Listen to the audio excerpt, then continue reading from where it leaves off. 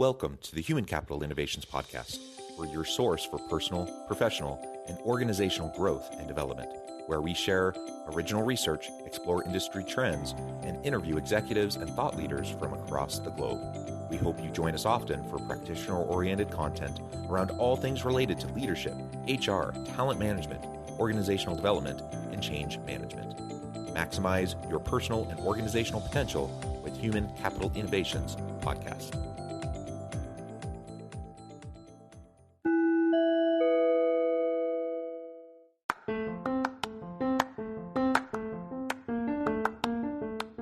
If you enjoy the Human Capital Innovations Podcast, enjoy ad-free listening by going to the Patreon page, and please consider contributing even at the producer or sponsorship level.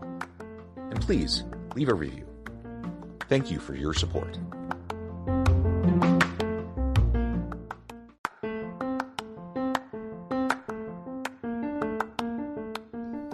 Welcome to the Human Capital Innovations Podcast. In this HCI Podcast episode, I talk with Dev Patnaik about the future-focused leader.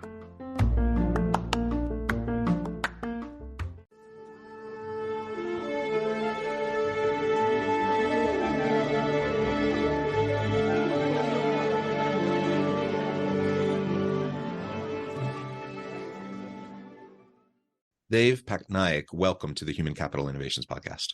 Thanks for having me, John. It's good to be here.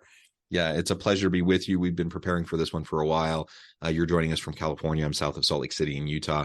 And today we're going to be talking about the future-focused leader. I love that. I love everything about thinking, trying to look around the corners and understanding what the future of work is going to need from our leaders. And as organizations adapt and change over time, this is what we're going to be exploring together today. As we get started, I wanted to share Dev's bio with everybody.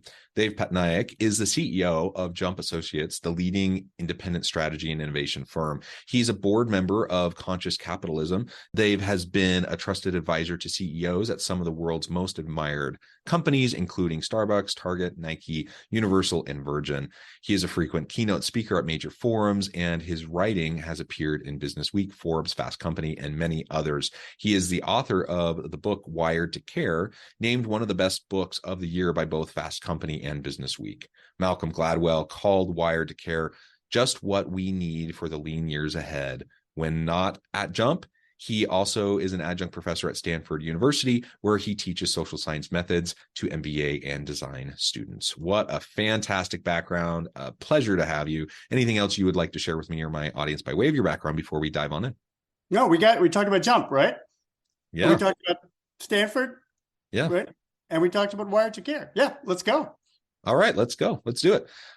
So at a time when companies are very much focused on what's happening this quarter, this coming year, immediate results, you say it's essential for leaders to be more future focused. Tell us what you mean by that and why it's important to be thinking 5 to 7 years down the road, not just this quarter or even just this year. Yeah, I wish we could focus just on the now, right? But when you look back at companies and where they fall away, when they run into trouble, where they hit the skids, it's usually because they missed the future, right? It's usually stuff is going on that is beyond the great job that they're doing today, and then I always use the metaphor. That's when they get fracked. That's a reference to Battlestar Galactica, right? It's definitely in Battlestar Galactica. Just think about the whole hydraulic fracturing thing. Right.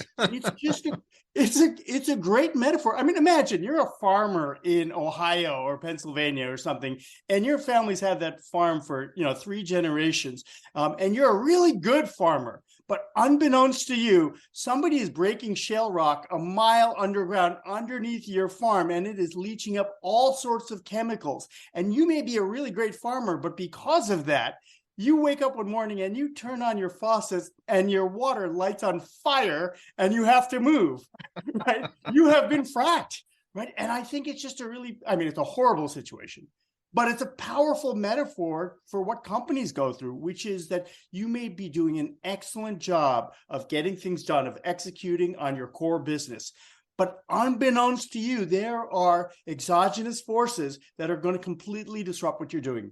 And you have to pay attention to those things, right? You have to show up at the town hall when people are talking about drilling shale rock underneath your farm. And if you don't pay attention to those things, you're going to have to move. And those things are always there, right? And sometimes they don't amount to much, but other times they're completely disruptive, and they can change everything. Right. And it's so hard for people to look at that, right? And to see that, right? We've done some studies, right, on how future focused people are, how good are folks at imagining a world beyond what they're doing today. And the results are not encouraging, John, right? The data shows that most of us are not future focused. And if we're not, how do we go about kind of shifting that and adjusting that so we can become a little bit more future focused? Because like you said, the reality is there are all these external factors. We have our own kind of locus of control, our own sphere of influence. We can have a measure of control over it, and we can at least have this perception or facade of control. Yeah. But the reality is there's so much going on externally to us that we have little to no control over. How do we start to shift people's mindsets? Because as human beings, I think we naturally resist change. We naturally want a sense of security, even if it's fake. And how do you get people to start embracing that? Well, and I think the answer is to focus on the things that you can control. And you used a really important word there, which is mindsets, right? And what is the mindset that you have? The research is pretty clear that there is about 16% of human beings who are truly future focused. They're the people that when you show them weird things that are going on in the world, they say, oh, you're right, we got to get going. We need to do something about that. That's only about 16% of us. There's another 14% of people who are, what are generally considered past-focused individuals. Those are people who their entire reality is governed by their experiences of what happened years or decades before. These are the people who tell you, John, taxi cabs are never going away. Uber is just a blip. Or, yeah, sure, Airbnb sounds cool, but look at how many people stayed in a hotel last night, right? They're the past-focused people. They're about 14% of the world that are that. But then there's everybody in the middle. There's the big middle of the bell curve. And there's 70% of the world that are completely present focused, right? They don't think about the future. They don't think about the past. We're most of us, and we're mired in the present. And when you show them that here's what's going on in the world, here are the big things that are going to disrupt your life, most of those people who are present focused say, you're right, but we need to focus on this quarter. We need to make sure that we're blocking and tackling today. And honestly, that is the worst of all three options, right? Because with the future folks, they're going. With the past focused people, you can disprove them. With the present focused people, they have accepted your basic premise and continuing to act like the past focused people nonetheless, right? It's like you have accepted that there's a cliff ahead of you, but you're going to drive straight over it anyway. And that's most of us. And so we have to do some stuff to fundamentally rewire our brains and rewire our thinking so that we can at least start to act yourself into a mindset of being future focused.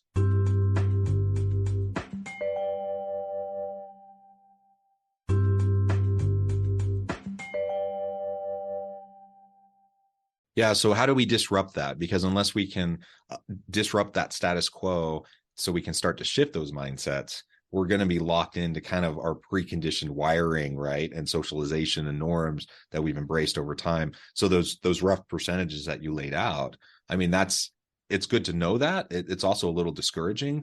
It's really discouraging, I'd say. Yeah. So, but I am a believer that people can change. We can learn. We can adjust our mindset. So how do we start that process? Yeah, I mean, the need for us to change starts with ourselves, right? And say, okay, what do I do to change my own mindset, right? And this is something that, folks like Amy Cuddy, shared research with us 20 years ago on this, right? Which is that your brain controls your body, but those wires work in both directions. So if you're happy, you smile, but if you smile a lot, you're happier, right? And so you can act yourself into a new way of thinking. It is far better to act yourself into a new way of thinking than to try and think yourself into a new way of acting, right? I'll say that again, act yourself into a new way of thinking. So if you know that as a leader, you need to be future focused, what does that look like? It means, well, let's start with how we're spending our time. When I spend time with senior leaders, chief growth officers, chief strategy officers, right?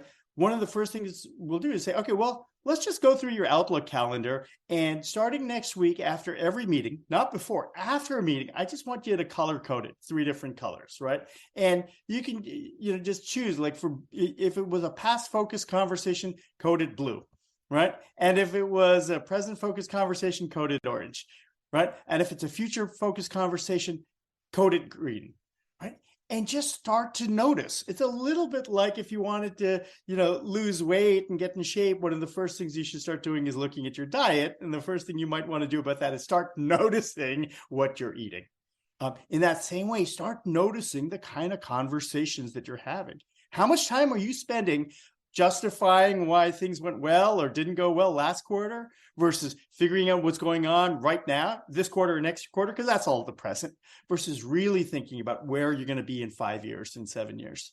And I'm wondering how you see this connecting with, there's all this talk around mindfulness and being present in the moment, right? Mm-hmm. And so you talked about people who have a kind of a past orientation, a present orientation, a future orientation. How would you map the kind of the mindfulness conversation around this future orientation as we are leading organizations to prepare for the future? Yeah, that is a really important distinction, right? Which is that when I say that we shouldn't be present focused, I'm not saying that we shouldn't be present in the way that we talk about, being mindful or being aware, right? Or bringing your attention to the now. That you should definitely do. That word present can be a little squirrely because present can mean this planning horizon. Present can mean in the moment while I'm talking to you right now, bringing my attention. Present can also mean a wonderful gift, right? But so I want you to be, I want you to be aware of what's going on. I want you to be mindful and bringing your attention to the now. But I also want you to be aware of how your brain is thinking about what is possible just around the corner. If you had asked me in February of 2020, right? If you said, Dave, what are the odds that in about 6 weeks' time, 3.5 billion people, somewhere in the 40% of the human species is going to be under voluntary house arrest? I would have told you were nuts, right? Because I looked around and that just seemed unbelievable. Now, I have, friends of mine and companies who we work with who were already on the phone at that point, calling, the folks in China and trying to figure out what was going on and already moving ahead of the rest of us in that way, right?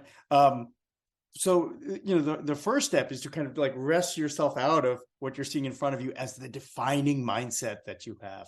So if we're starting to work on ourselves, to go through that shift, to develop these new mindsets, I think that's the first step. But it's not enough for a given leader in an organization to develop that mindset. Like we have to model it for our teams, and we have to really generate that a similar type of mindset and approach amongst the members of our teams. How do you think that leaders can go about doing that? Especially, if you have very different types of people with very different roles, very different skill sets and capabilities, doing different things for the team and for the organization. How are you going to help teams rally around this idea of a future orientation to look ahead and then spark growth? Yeah, as a leader, you need to model curiosity, right? And you have to think about, like, is my culture a curious culture where we lean in when we see data that doesn't fit what we thought before? Or do we kind of lean back and say, like, no, here's a good argument why we could ignore this data?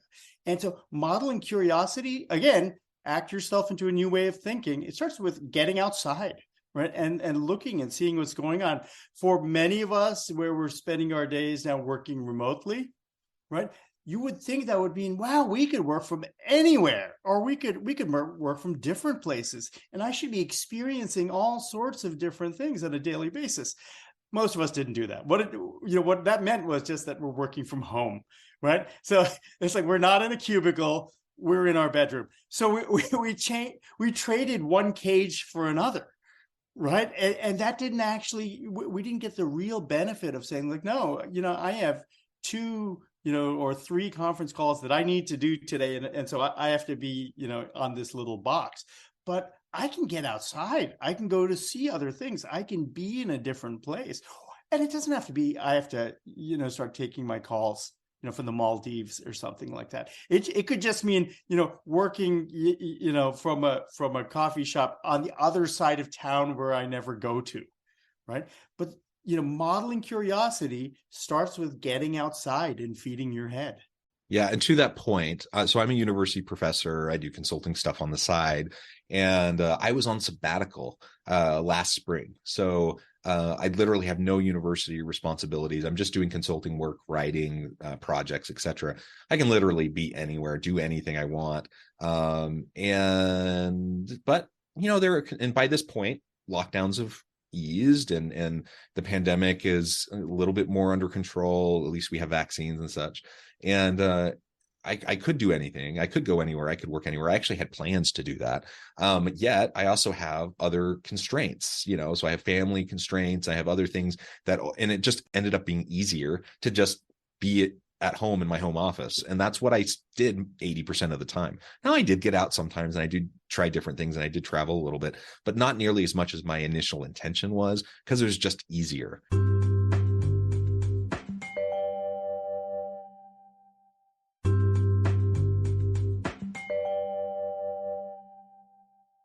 And to your point, when the pandemic first hit, I don't know if you remember seeing this. I'm trying to remember the specific locations, but there were really hard hit locations around the world that were actually trying to get people to go there, to move there. They were going to pay you money to come move there and work remotely from that location. And I remember turning to my wife and saying, why not? Like the kids are all doing online school, that we could be anywhere. We're working online. We could be anywhere. Why not? Let's go there. That'd be an adventure. That'd be fun. And ultimately we talked about it a little bit. It was kind of fun to think about. And then we just kind of hunkered down and just did our normal thing and just everyone was at home, right? To your point.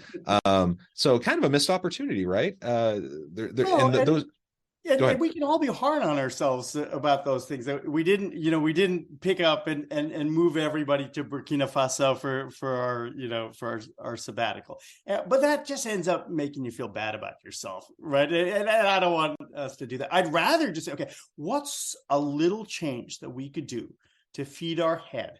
Right, William Gibson, said this years ago. Said that the future exists today; it's just unevenly distributed.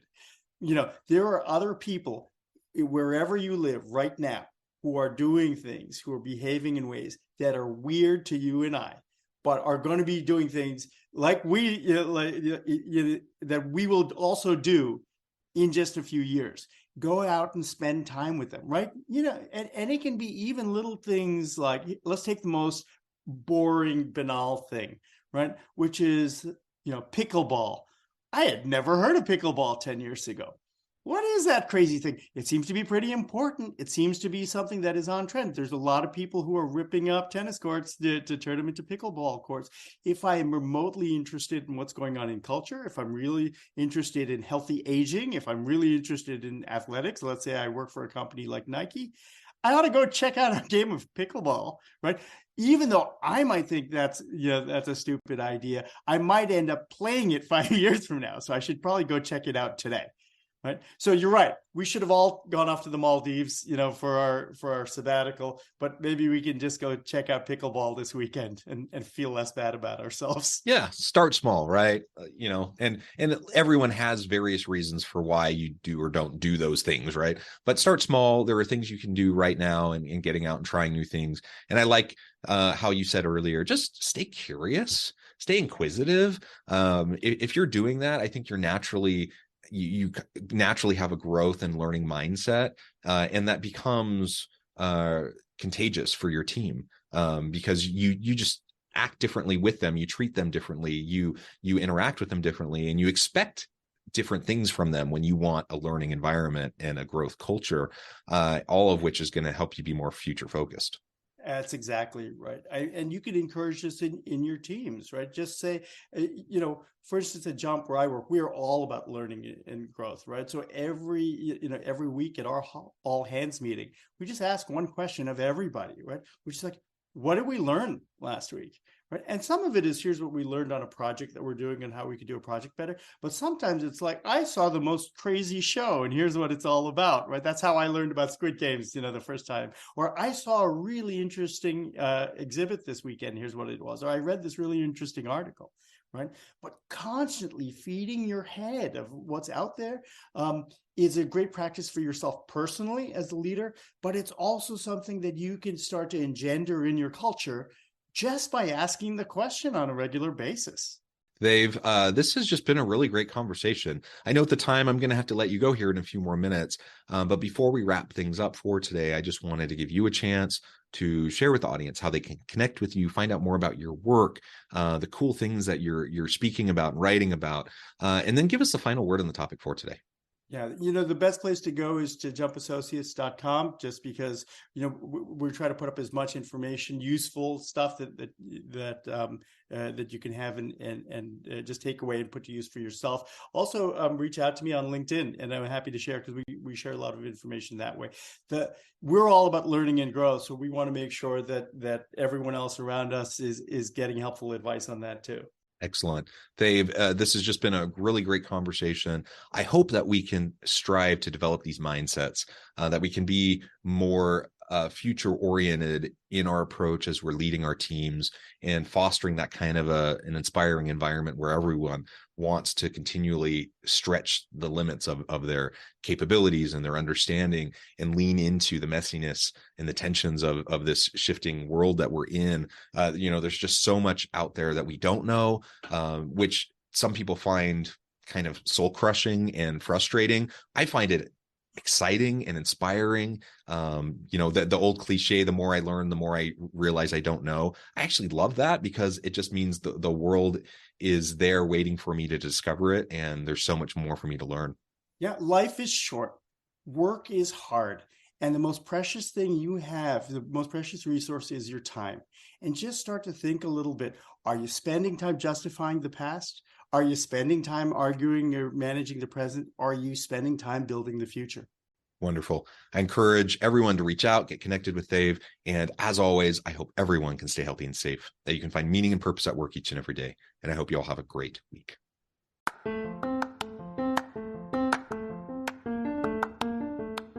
Do you enjoy the Human Capital Innovations podcast?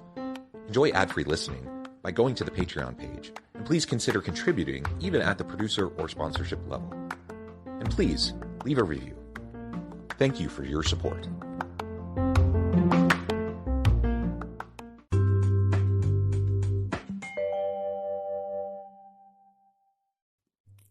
Thanks again for joining us for this episode of the Human Capital Innovations Podcast. I hope you stay healthy and safe and that you have a great week.